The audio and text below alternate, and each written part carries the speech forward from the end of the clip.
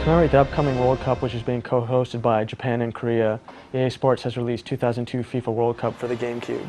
If you played FIFA 2002, you'll be able to jump right into 2002 World Cup, but if you've never played FIFA or you haven't been playing FIFA in the past few years, then the gameplay will actually be quite a surprise to you. The biggest difference is that crosses are handled much differently than they have been in previous games.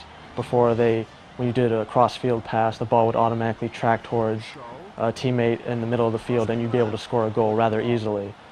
In 2002 World Cup, the ball doesn't automatically track. In fact, you actually have to turn your player around so that he faces the middle of the field, and you actually have to put spin on the ball, either left spin or right spin, to get it to curve left or right.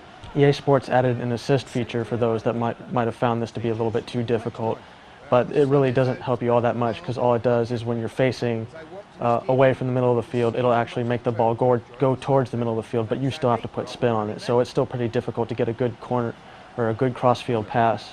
Smaller elements of the game have also been changed. Ground passing and shooting is dependent upon how long you hold down the button. So for example, if you want to make a strong pass, then you hold down the pass button for a long time until the meter in the bottom left-hand or right-hand side of the screen charges all the way.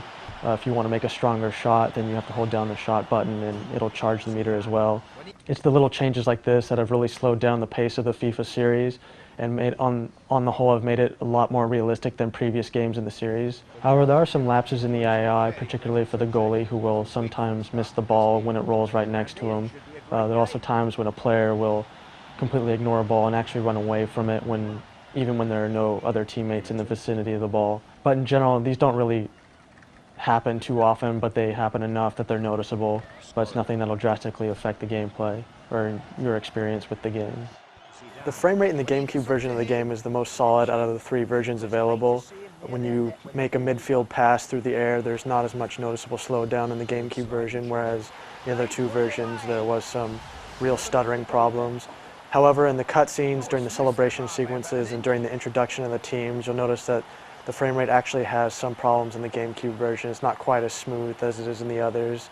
Also, you'll notice that the character models in the GameCube version of the game don't look quite as crisp and detailed, which doesn't mean that they look bad per se, but still you can notice that some of the details aren't quite as obvious as they are in the other versions of the game. Otherwise, the GameCube version of the game still looks really good. The stadiums are amazingly detailed, the crowds are all vibrant, you can see them cheering, waving flags, throwing streamers down onto the field, and it really adds the overall atmosphere and the excitement of playing in the World Cup. You actually feel like you're playing for the richest prize in all of soccer.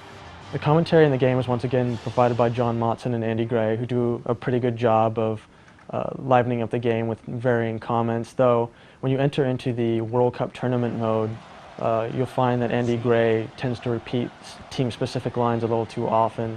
For example, he'll have this one line about Italy scoring 105 goals in World Cup history, which is among the highest of any team, and he'll repeat this line over and over again as you go through each game in the World Cup. It gets a little annoying, but in general, John Motson's play-by-play is good, and Andy does throw in enough comments to kind of change it up a little bit. Great attack here. This could spell danger for the defence. And the keeper watches the ball go out off the post. The gameplay in 2002 FIFA World Cup is solid. There's a lot of depth to it. You'll have fun trying to learn how to use all the different soccer strategies, how to do crosses effectively, how to do little inside give-and-go passes. The sound is excellent. The stadium noises are all good. You have individual nation chants, which are really well done. And there's plenty of detail in the stadium. The fans look excited. The crowd looks excited. And despite the frame rate issues that the game has, the game still generally looks good. And while it doesn't offer as many modes as FIFA 2002 does, gameplay is really unmatched.